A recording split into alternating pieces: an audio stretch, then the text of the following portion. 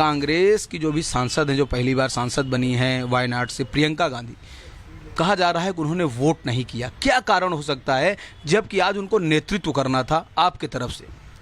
देखिए, बड़े अफसोस की बात है, मैं भी रात को 2 बजे तक के टीवी से जुड़ा रहा और निगाहें जो थी वो प्रियंका गांधी जी को तलाश करती रही। और प्रियंका गांधी जी की तकरीर कि उनकी स्पीच क्या होगी, क्योंकि उनके अंदर इंदिरा जी की झलक आती है और जिन लोगों ने इंदिरा जी को देखा है वो प्रियंका जी को भी देखते हैं। मगर बड़े अफसोस की बात है कि कल ना हाउस के अंदर प्रियंका जी दिखाई दी, ना ही हाउस के अंदर उन्हीं ने आके वोटिंग की विपक्ष में।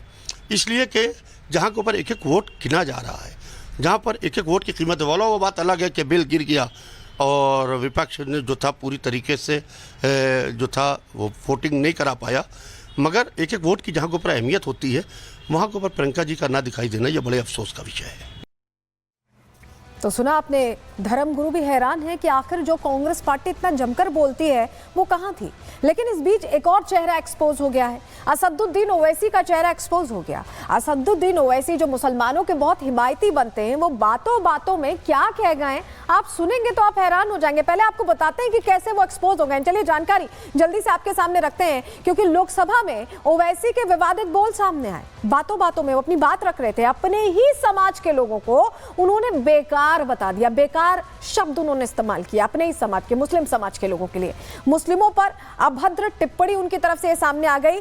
बिल का विरोध करते करते वो मुसलमानों का ही विरोध करने लगे, जिनके वो नेता बनते हैं, जिनका उनका कहना है कि वो आवाज उठाते हैं। मुस्लिमों में आखिर बेकार किस्म कौन है? असदुद्दीन ओवैसी इस बात का जवाब दें, क्योंकि ये शब्द उन्हीं का दिया हुआ है और किसी का नहीं, उन्होंने ही कहा है। क्या ये किस्म अब देश को ओवैसी बताएंगे? सेक्युलर चोला ओढ़े ओवैसी को किन मुस्लिमों से परेशानी है, जरा ओवैसी खुद ही बताएं, क्योंकि ये हैरान करेगा आपको, उन मुस्लिमों को भी हैरान करेगा जो असदुद्दीन ओवैसी को अपने नेता के तौर पर देखते हैं, समझते हैं। देखिए, सुनिए क्या कह रहे हैं असदुद्दीन ओवैसी, सुनवा रहे हैं आपको। अब अमित शाह साहब ने सेक्शन 2A के बारे में कहा और उन्होंने इस बात का इकरार कर लिया कि दाऊदी बोरा के लिए यह बनाया गया है। मगर मैं आपके जरिए से गवर्नमेंट से पूछना चाह रहा हूं, आपने तो उस प्रोवाइजो में दाऊदी बोरा का नाम ही नहीं लिखा, आपने उनको भी थैंक यू कर दिया, उनका नाम क्यों नहीं लिखा आपने? और सर, और गवर्नमेंट क्या कर रही है? आप मुस्लिम समाज में जो बेकार किस्म के लोग हैं उनको एक रास्ता बना रहे हैं, एग्जिट दिखा रहे हैं कि तुम्हें वक्त से बचना है तो तुम्हें ट्रस्ट बना लो। ये क्या कर रहे हैं सर आप? सर, आप क्लास 3-9 पर आ जाइए, 5 साल के लिए मुसलमान। मैं किरण रिजिजू से पूछना चाहता हूं, सर दाढ़ी रखे तो मुसलमान प्रैक्टिसिंग है या क्लीन शेव आपकी तरह है? तो बताइए हमको, प्रैक्टिसिंग क्या होगा? अच्छा, किसी को पकड़ के मॉब लिंच कर दिया और बोले कि JSR का नारा लगाया, और वो JSR का नारा लगाया तो क्या मुसलमान रहेगा? नहीं रहेगा। या फिर देश के प्रधानमंत्री ने कहा था कपड़े देखकर पहचानो, तो क्या कपड़े देखकर आप कह देंगे? अच्छा, अगर कोई क्रिश्चियन हिंदू धर्म कबूल करता है तो क्या वो मंदिर को दे सकता प्रॉपर्टी? फिर भारत के संविधान में आर्टिकल 300 क्यों है सर? कांग्रेस की जो भी सांसद हैं, जो पहली बार सांसद बनी हैं वायनाड से, प्रियंका गांधी, कहा जा रहा है कि उन्होंने वोट नहीं किया। क्या कारण हो सकता है, जबकि आज उनको नेतृत्व करना था आपके तरफ से?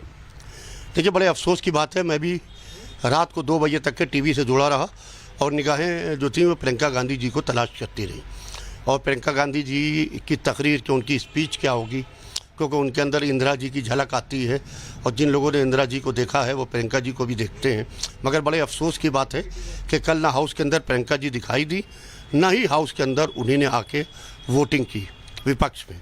इसलिए कि जहाँ के ऊपर एक एक वोट गिना जा रहा है, जहाँ पर एक एक वोट की कीमत वाला, वो बात अलग है कि बिल गिर गया और विपक्ष ने जो था पूरी तरीके से जो था वो वोटिंग नहीं करा पाया। मगर एक एक वोट की जहाँ के ऊपर अहमियत होती है, वहाँ के ऊपर प्रियंका जी का ना दिखाई देना ये बड़े अफसोस का विषय है। तो सुना आपने, धर्मगुरु भी हैरान है कि आखिर जो कांग्रेस पार्टी इतना जमकर बोलती है वो कहाँ थी। लेकिन इस बीच एक और चेहरा एक्सपोज हो गया है। असदुद्दीन ओवैसी का चेहरा एक्सपोज हो गया। असदुद्दीन ओवैसी जो मुसलमानों के बहुत हिमायती बनते हैं, वो बातों बातों में क्या कह गए आप सुनेंगे तो आप हैरान हो जाएंगे। पहले आपको बताते हैं कि कैसे वो एक्सपोज हो गए। चलिए जानकारी जल्दी से आपके सामने रखते हैं, क्योंकि लोकसभा में ओवैसी के विवादित बोल सामने आए। बातों बातों में वो अपनी बात रख रहे थे, अपने ही समाज के लोगों को उन्होंने बेकार बता दिया। बेकार शब्द उन्होंने इस्तेमाल किया अपने ही समाज के, मुस्लिम समाज के लोगों के लिए। मुस्लिमों पर अभद्र टिप्पणी उनकी तरफ से सामने आ गई। बिल का विरोध करते करते वो मुसलमानों का ही विरोध करने लगे, जिनके वो नेता बनते हैं, जिनका उनका कहना है कि वो आवाज उठाते हैं। मुस्लिमों में आखिर बेकार किस्म कौन है? असदुद्दीन ओवैसी इस बात का जवाब दें, क्योंकि ये शब्द उन्हीं का दिया हुआ है और किसी का नहीं, उन्होंने ही कहा है। क्या ये किस्म अब देश को ओवैसी बताएंगे? सेक्युलर चोला ओढ़े ओवैसी को किन मुस्लिमों से परेशानी है, जरा ओवैसी खुद ही बताएं, क्योंकि ये हैरान करेगा आपको, उन मुस्लिमों को भी हैरान करेगा जो असदुद्दीन ओवैसी को अपने नेता के तौर पर देखते हैं, समझते हैं।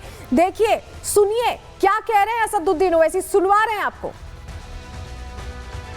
अब अमित शाह साहब ने सेक्शन 2A के बारे में कहा और उन्होंने इस बात का इकरार कर लिया कि दाऊदी बोरा के लिए यह बनाया गया है। मगर मैं आपके जरिए से गवर्नमेंट से पूछना चाह रहा हूं, आपने तो उस प्रोवाइजो में दाऊदी बोरा का नाम ही नहीं लिखा, आपने उनको भी थैंक यू कर दिया, उनका नाम क्यों नहीं लिखा आपने? और सर, और गवर्नमेंट क्या कर रही है? आप मुस्लिम समाज में जो बेकार किस्म के लोग हैं उनको एक रास्ता बना रहे हैं, एग्जिट दिखा रहे हैं कि तुम्हें वक्त से बचना है तो तुम्हें ट्रस्ट बना लो। ये क्या कर रहे हैं सर आप? सर, आप क्लास 3-9 पर आ जाइए, 5 साल के लिए मुसलमान। मैं किरण रिजिजू से पूछना चाहता हूं, सर दाढ़ी रखे तो मुसलमान प्रैक्टिसिंग है या क्लीन शेव आपकी तरह है? तो बताइए हमको, प्रैक्टिसिंग क्या होगा? अच्छा, किसी को पकड़ के मॉब लिंच कर दिया और बोले कि JSR का नारा लगाया, और वो JSR का नारा लगाया तो क्या मुसलमान रहेगा? नहीं रहेगा। या फिर देश के प्रधानमंत्री ने कहा था कपड़े देखकर पहचानो, तो क्या कपड़े देखकर आप कह देंगे?